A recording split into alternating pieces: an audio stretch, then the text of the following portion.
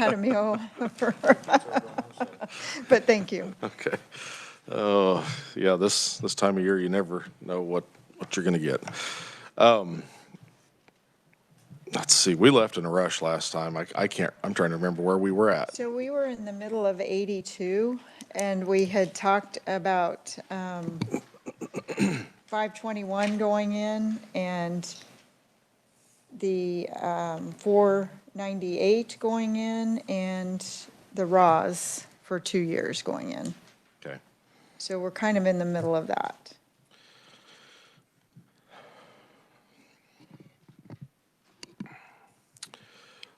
The House is willing to, we've kind of gotten away from our offers back and forth. We've been a little bit more casual on that, but I guess the House is willing to make an offer on that to accept the Senate's position on the ethanol fuel credit. We'd had some reservations on that. We are willing to accept your position on that if you are indeed willing to take another look and accept 2773. That's okay. We are? Yeah, Oh. we are. Oh, you are? Okay. Yeah. I said we're going to get a problem. Yeah, we've got the Sports Authority bill coming up Okay. any minute, so we'll go ahead and wait for you. Go ahead and if you get, just send me a text if, Did you, no, it goes to you guys. yeah, we keep, Yeah, it's just you two. Okay. So it's yours. we'll wait here. If it looks like you guys are going to get hung up or if we have to leave, we'll communicate and, okay, Okay. thanks.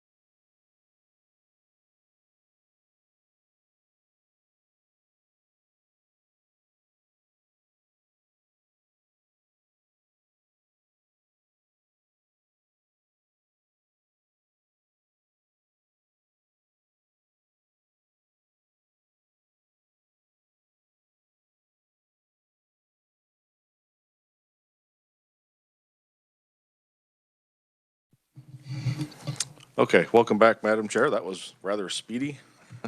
I hope we can be the same when we need to go up. I guess we've got an override on the floor right now, but I think I was in the middle of extending an offer to the Senate on Senate Bill 82 to accept the Senate's position on the ethanol fuel credit in Senate Bill 498.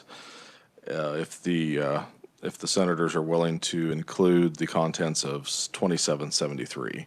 That is the single factor apportionment that allowed for the in-state business to move to single factor, but it retained the right for certain out-of-state businesses to remain three factor.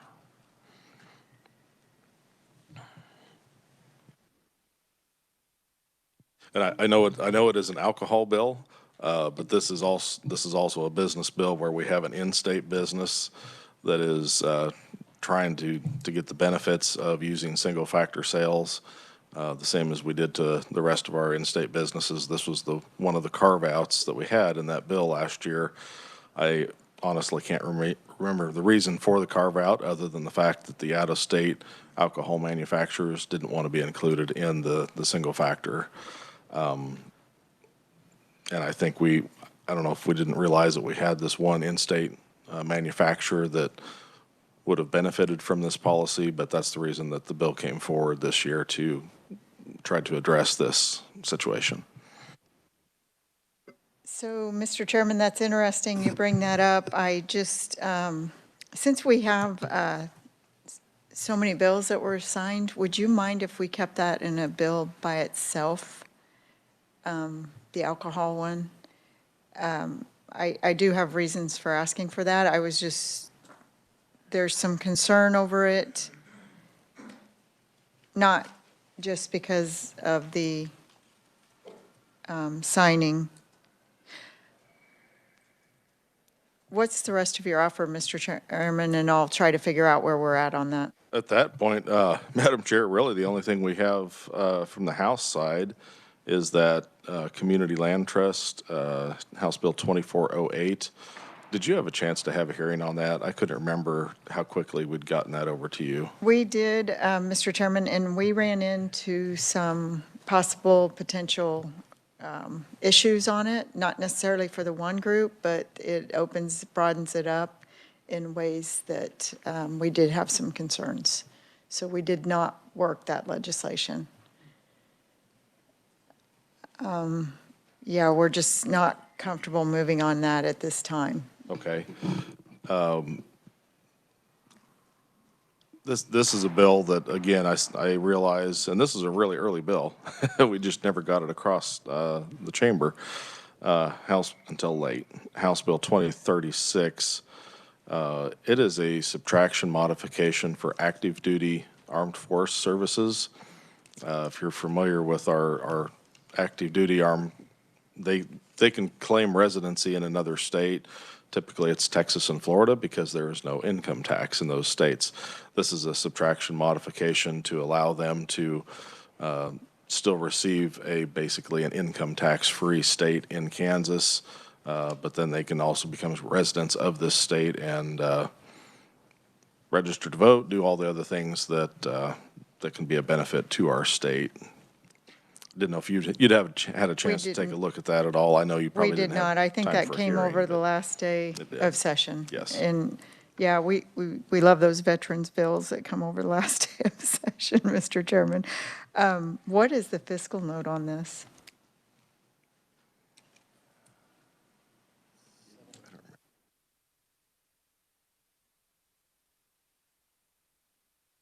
It's House Bill 2408.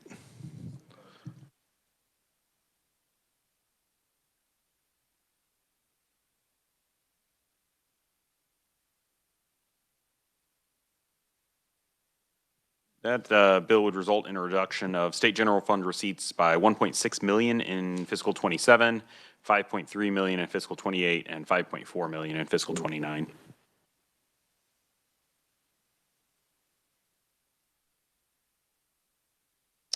Okay, Mr. Chairman, and I know you guys are going to have to go up in a minute, so that might give us time to regroup while you are voting. What bills do we have in conference now? So you have Senate Bill 434, Senate Bill 82, which you've been working on an agreement around. You have Senate Bill 33, but I think you had an agreement on that an earlier. agreement on And then you have House Bill 2043, House Bill 2044, and House Bill 2046. House Bill 2043, House Bill 2044, and House Bill 2046.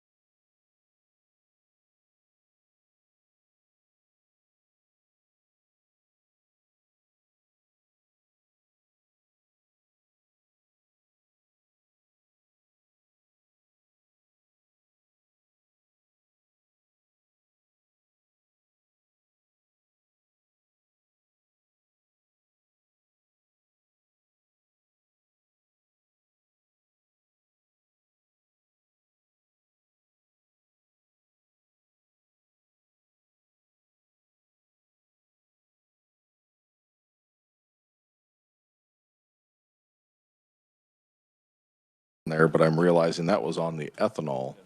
Okay, so there is currently no carry forward on the child tax credit. I think that would be fine then, since there is not currently carry forward, that would allow them to extend the amount of time that they could use for those tax credits. Yes. And that way, the refundability, I know we're taking that away, but we're kind of balancing it out so that they can use it in future years. Right. And that was going to be my question as a follow-up to the, to the conference committee. You indicated a carry forward. Is that until the credits are used in their entirety, or do you have a set number of years that you want to allow?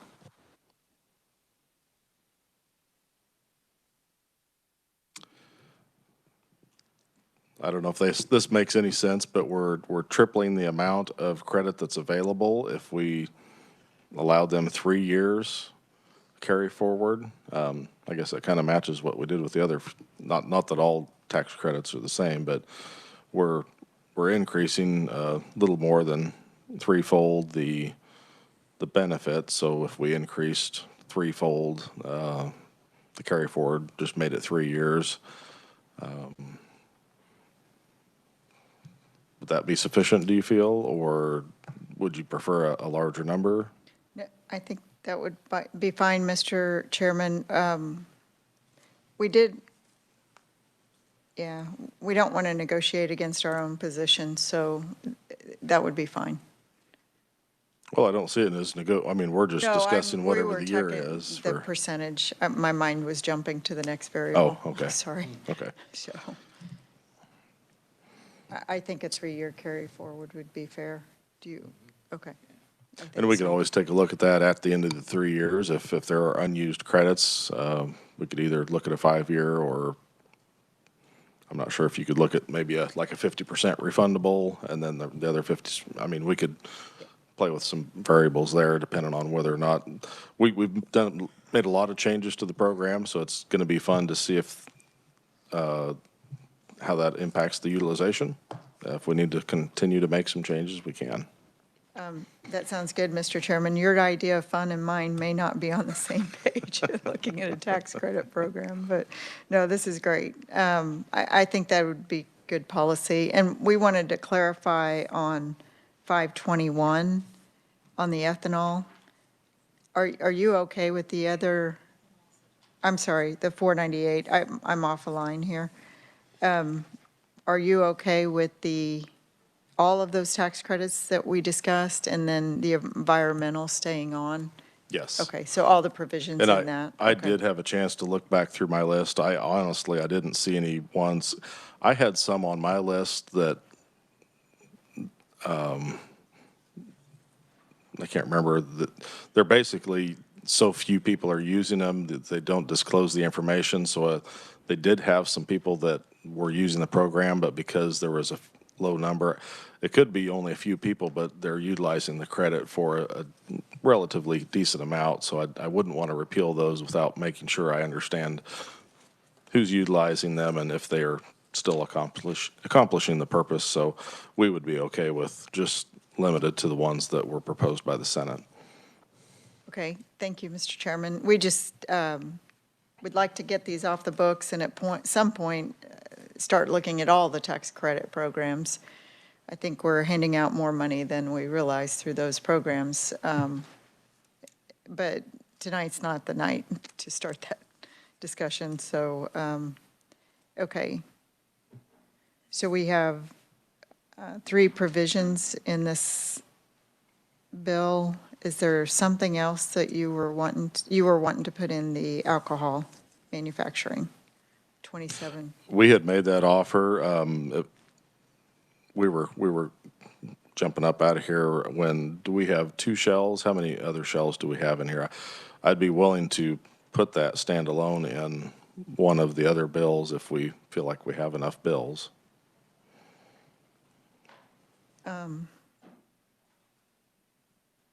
Hold on just a second.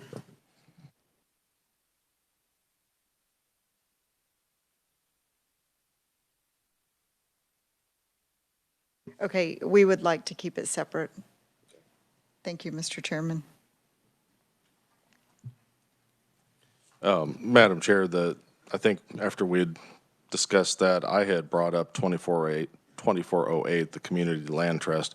You said the Senate had some reservations. I didn't know if you recalled what some of those concerns were, or if you wanted to, if that's something that we could address and correct, or, Let me do some research on that before we sign off on that. And we'll leave it for later. I'm not sure it can be corrected. There was, and it's testing my memory at a late hour, so I'll go back and check notes on that and get back to you on it. Is there, I don't know that, do we want to put the homestead safe seniors in here then? That would, into 82? yes.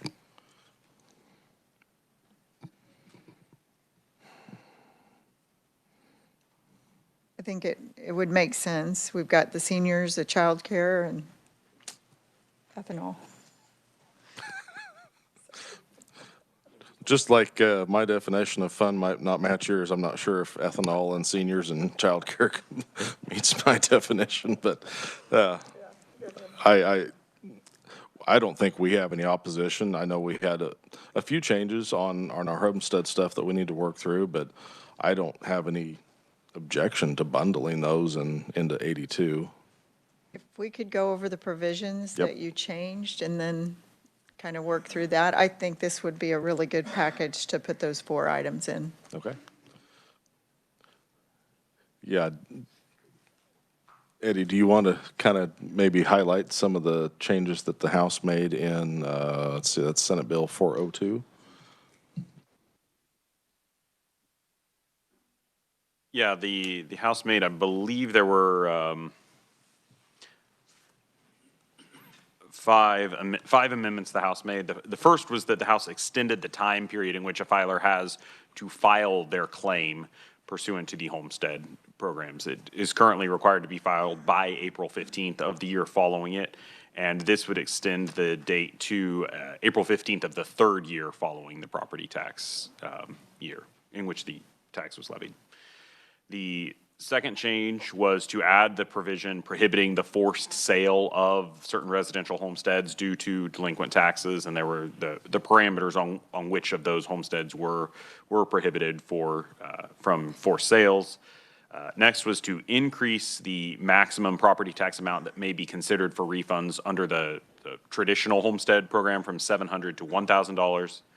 Next was to limit the maximum refund amount that may be claimed under the tax freeze refund option to $1,000.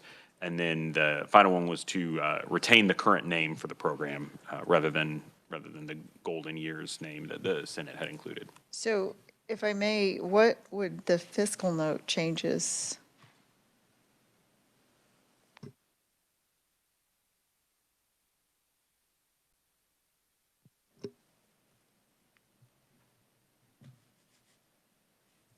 And while you're looking for that, the prohibiting the sale of the property, could you expand on that a little bit more? Yes, the statute, and it's not off the top of my head, but the statute that clarifies what properties can be sold for delinquent tax sale, there is a list of prohibitions, and we wanted to add certain homeowners that meet the qualifying age and income parameters. They would not be eligible to have their property sold at a tax sale. Essentially, those delinquent taxes would continue to accrue against the property until it was either sold or handled in an estate, similar to the way delinquent taxes currently happen. I know in my area, we don't have tax sales every 3 years, even though technically every 3 years they're eligible after 3 years of delinquent taxes, but it's so costly to have a tax sale, sometimes every 10 or 15 years in smaller communities. So really in some of those areas, it won't change anything because they're not really in danger of losing their home to a tax sale. But I just wanted to make sure that for some people, I'm just trying to answer that question or the concern that people are being taxed out of their homes. I don't want anybody to have to lose their home to have their home be sold out from under them because they just simply can't pay the property taxes. So I understand and appreciate that. So would the delinquent taxes be collected then at the sale of the property or the estate? So- Yes, it just happens the same way current delinquent taxes are when the property is sold. Now, sometimes these properties are neglected, they are abandoned, and they'll sell for $1 or $100. At that point, you know, the county actually just, they take the proceeds from that sale and they apply it to the tax bill. If it's more than what the property if the property sells for more than the delinquent taxes, then a refund or the difference is paid to the homeowner or the estate, whatever they can locate for the property tax, the owner of the property.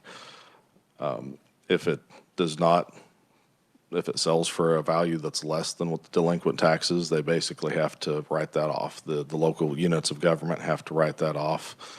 The taxes are distributed to the cities and schools and counties, whoever might have a portion of a claim to those taxes. But it's not a perfect situation, but we aren't really changing it. It's the same way delinquent taxes are handled now.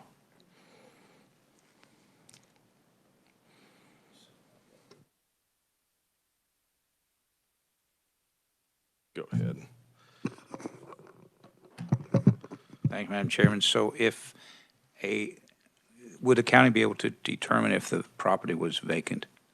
Because if a person qualifies, age-wise, income-wise, how would the county know if they have moved on, passed on? Because we wouldn't want the property just to sit there and continue to be vacant and have additional taxes assessed against it. So at some point, my question is, when would the county be able to sell it at a tax sale? If the person's no longer living or no longer living in the house? Yeah, if the person is, I think, and I might turn to Amelia or somebody that can actually look at the language in the statute. I don't have my laptop in front of me, but we did put some parameters in there that they have to be a resident of the property. They can't not be leasing it out to somebody else. I can't remember what all was in there, but basically, if there's nobody in the home, if the resident or the homeowner has passed on, somebody at the county would know that bill is not getting paid and that resident is, or the homeowner is no longer living. We'll see what staff has to say. Yeah. But I don't know how they would necessarily know a person's passed on. If there are 5 years of delinquent taxes, another 3 or 4 or 5 years may pass, or may go by. So the parameters would specify that the resident has to be 70 years of age or older on January 1 of the year the property would have been subject to sale. The homestead would have to have been their principal place of residence for at least the 10 prior years. The total household income, using the definition within the Homestead Act, would have to be $50,000 or less, and the resident individual would not have been allowed to be renting or leasing the homestead. Yeah, we don't really have an application or anything. We didn't put that in here. We just wanted to prohibit the sale, so there's not something they would have to do on an annual basis to apply for that. You know, similar to the homestead and the Safe Senior Program, there is an application. I like the intent, I'm just not certain how it would be administered. Because if a person reaches that age, some people say, I don't have to pay property taxes anymore.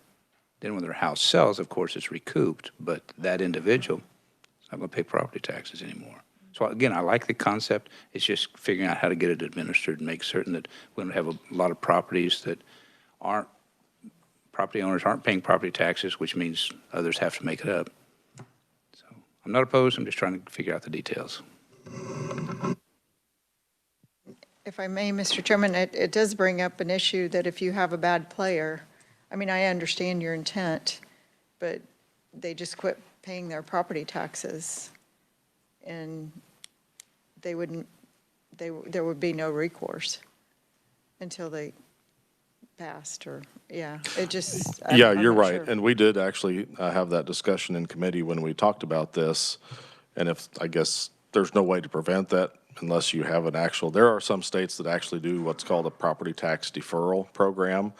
that creates a new program, kind of similar to the homestead. You have to apply for it, you have to meet certain provisions.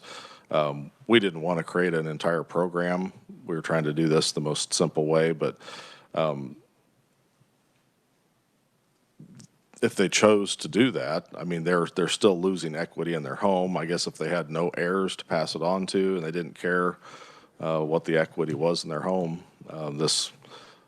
a simple program like this would not be able to prevent that.